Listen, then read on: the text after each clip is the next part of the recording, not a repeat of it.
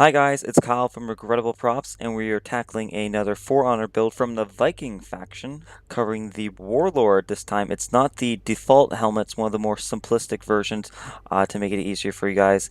And all the templates are going to be available in the description, PDF format, and we're going to be cutting out templates 1 and 2 and connecting them at the bottom where it says M. That'll be referring to the middle, and you're going to want to flip each of these templates over for a left and right half side. They're all going to be the templates are meant for a 9x11 printer paper, and you can just find them on Google Docs in a PDF format.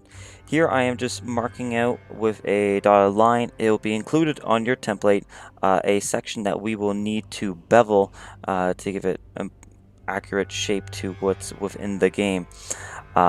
Be careful when you guys are doing this. We're doing a bevel about 45 degrees, about halfway through this 5mm craft foam. I am also using 2mm craft foam, which is the blue, and always keep your blade sharp. You're more likely to get yourself cut or hurt from a blade that is dull and dragging and catching edges, and this is what the piece looks like once we have finished cutting all those edges and beveling them.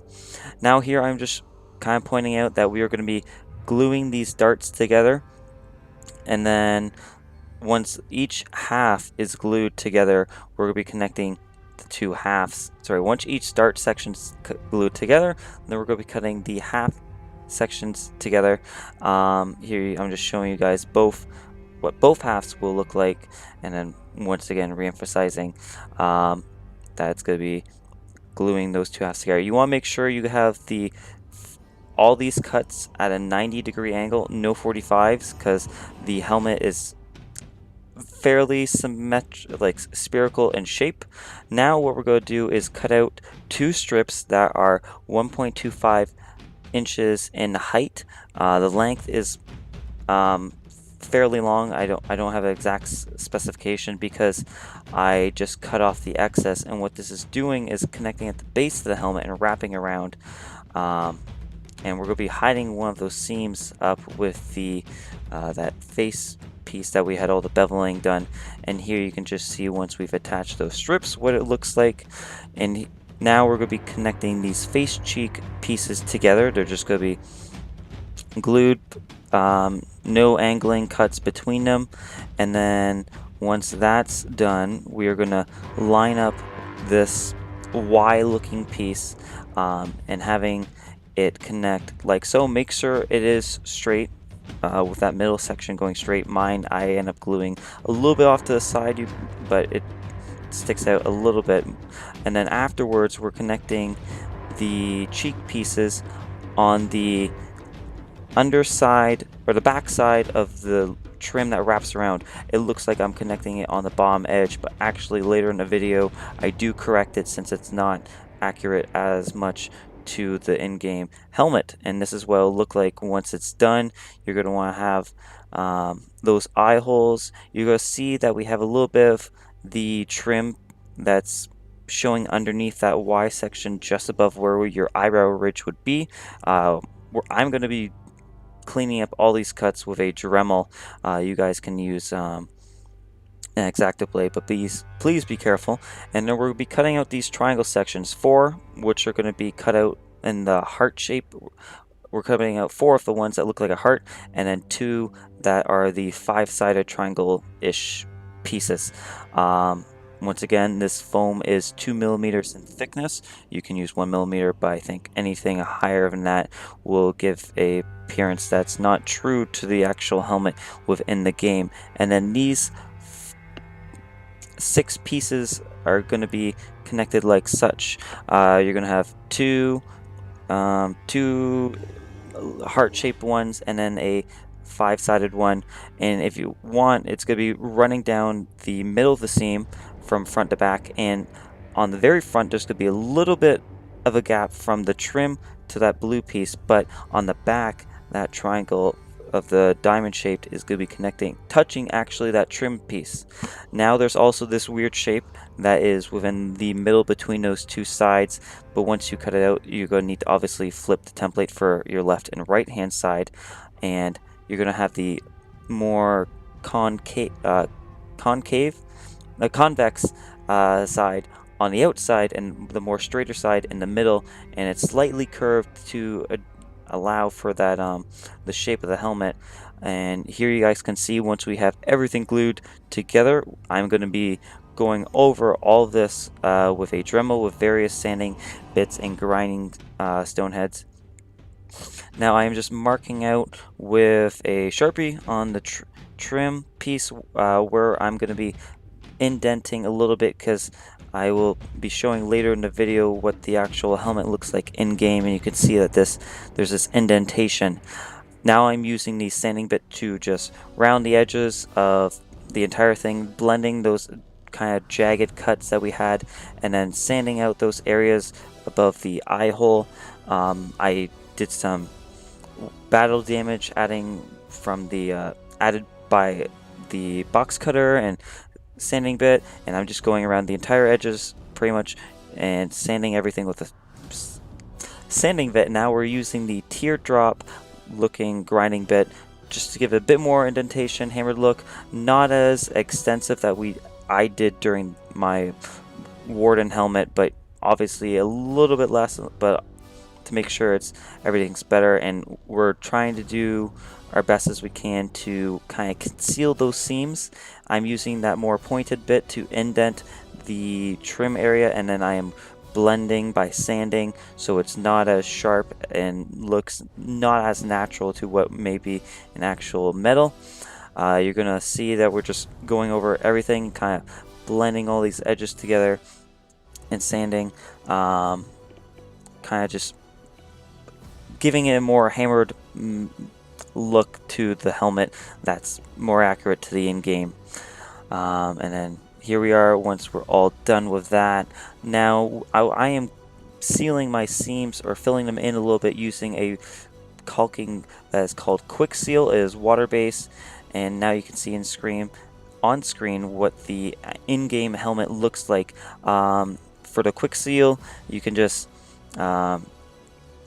put 2 to 3 coats on, use water to help blend it.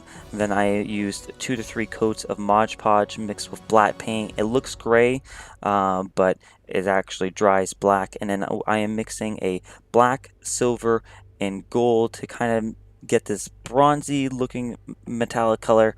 And I'm going over the vast majority of the helmet except for that Y piece. The cheek area is going to be more gold, as well as the blue foam section pieces that we did are going to be strictly just gold. The Y shape is more of an ivory. Make sure I made this mistake. I had to go back afterwards, but make sure you put your googly eyes to add the false rivets around the base of the helmet, and then there's 2 on the Y shape. But make sure you guys do this on your own helmet before, that way the paint is uniform to everything else, as opposed to having to try and match it later. Now once I had all that done, I dry brushed some more gold lightly around the trim of the helmet, and then some initial silver that we used across the metal areas. Here I'm just pointing out my mistake of having to re-add those googly eyes for the rivets, but then I didn't do any washes on this helmet because I dry brushed everything to slowly build up the texture needed. I'm sorry that's kind of off screen, but you guys can get the picture. The gist of what I'm trying to do here is match the paint from before, and we are just slowly building this up. Like I said, I started out with sealing it in a black Mod Podge, so I had a black base, and then mixed the black, silver, and gold to get this kind of bronzy color, and then added the silver highlights. Now there's a cloth part that we are building onto this, but in the actual helmet, probably in the game, it would be leather. I obviously don't have leather, but I'm using flannel, much like the same material flannel that we used for the Conqueror helmet. And obviously you're going to want to cut out A, B, and C, obviously flipping it because you're going to have a left and a right handed side. And then once you guys have done that, I am just cutting the corners like you can see on a 45-degree into that line, because we're going to be hot gluing and folding those edges on that line, and then with it having that cut at the 45 degrees, it allows it to be folded over so it's a little bit neater, like you guys can see on screen currently. And this is the layout it's going to be, with it curving around the back like such. Then I am connecting each piece with, I use braided twine I had from a previous costume, but you guys can just use twine or leather rope. And what I did was I marked out on each of the pieces down the sides with a Sharpie areas that I was going to be punching holes with. I punched those holes with a screwdriver. If you guys have a sharp enough edge on a hole puncher, you guys could use that.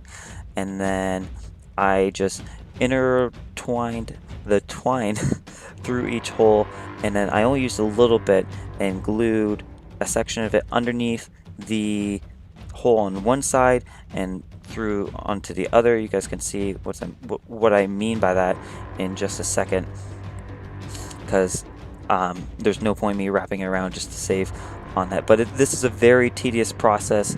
You can see it's holding up and keeping it together.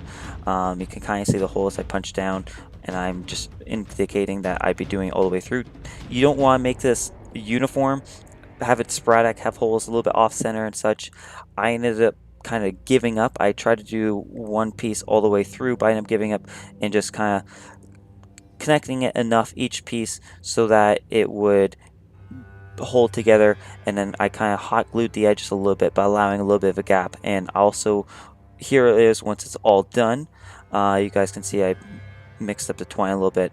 Now we are attaching that flannel piece around the base of the inside on that trim section. I just use hot glue, and here you guys can see what it looks like. You can add more damage to this flannel by box cutter, scissors, using sandpaper on the edges. I actually use a blowtorch tipped barbecue lighter to add more aging to the flannel itself, but please be careful when you do that. I end up catching the material on fire a little bit occasionally, but just slowly. If this is one way you guys can do it. You guys can add paint, you can dry brush. There are so many ways you guys can do this. You can mix the flannel before you even add it into like dirt and just grimy the whole thing up, and make sure you have it go all the way up and do a little bit of the edge because it's going to be exposed. Now you guys can see the helmet here. Hopefully you guys were able to follow along. Once again, templates are going to be in the description as well as the materials used, and I hope you guys have a good day and stay tuned for more For Honor builds coming from me, Kyle, Regrettable Props, and I hope you guys have a good day.